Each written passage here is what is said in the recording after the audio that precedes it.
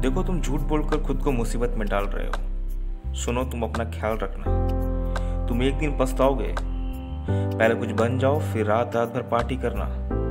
ये ऐसी बातें हैं जो माँ बाप अपने बच्चों को इसलिए बोलते हैं क्योंकि वो अपने बच्चों की बचपना और मासूमियत को ठीक से जानते हैं।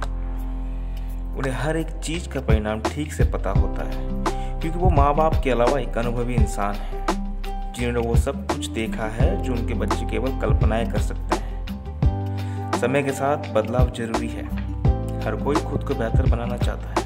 किसी भी फील्ड में देख लीजिए, कंपटीशन काफ़ी बढ़ चुका है। स्टूडेंट हो, यंगस्टर्स हो या फिर एडल्ट हो, काफ़ी सारे लोग अपने सपने को पूरा करने के लिए जी तोड़ मेहनत कर रहे हैं। वही दूसरी ओर कुछ स्टूडेंट, यंगस्टर्स और एडल्ट इन सब से दूर कुछ ऐसे कामों में खुद को व्यस्त कर लिया है जिन कामों की वजह से उन्हें फ्यूचर में काफ़ी नुकसान हो सकता है।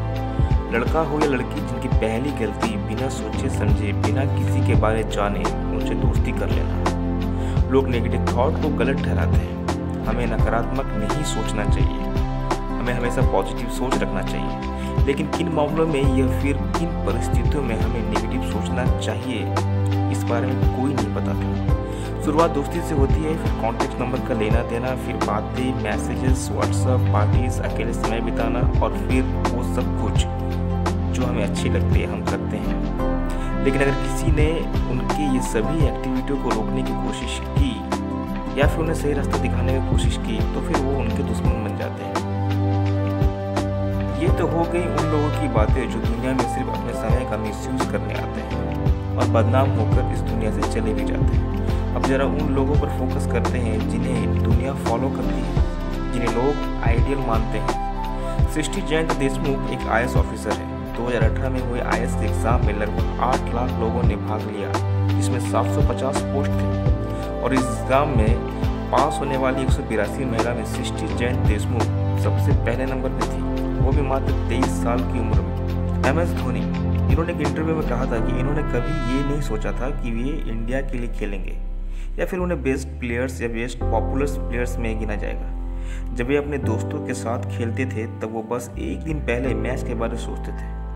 उनकी सबसे अच्छी आदत थी कि वो जो भी मैच खेलते थे उनके लिए पहले वो खुद को इतना तैयार कर लेते थे ताकि उनसे कोई चूक ना हो पाए और वो अच्छा खेल पाए। और ऐसा किसी इंसान के लिए संभव तभी हो पाता है जब वो खुद को धोखा ना दे, खुद से कोई बेईमानी ना कर रहा हो। ऐसे लोगों का बस यही सोच रहती है कि उन्हें अपना बेस्ट परफॉर्मेंस कैसा देना है। तो सोच कर देखिए कि अगर इतने सारे लोग जो आज पूरी दुनिया में इतने पॉपुलर हैं, अगर उनमें कोई गलत हैबिट होती तो क्या वो आज इतने पॉपुलर होते? बिल्कुल नहीं। लेकिन आजकल के यंगस्टर्स या कुछ स्टूडेंट दरवाज़ा बंद करके रात रात भर बातें क्या करते हैं। वो लेट से सोते हैं, सुबह लेट से जागते हैं। दिन की शुरुआत बाबू सोना से होता है। दिन भर चैट, गॉसिप, मस्ती। इन्हें कोई फर्क नहीं पड़ता कि इनके सेम उम्र के बाकी लोग इतिहास रचने में व्यस्त हैं।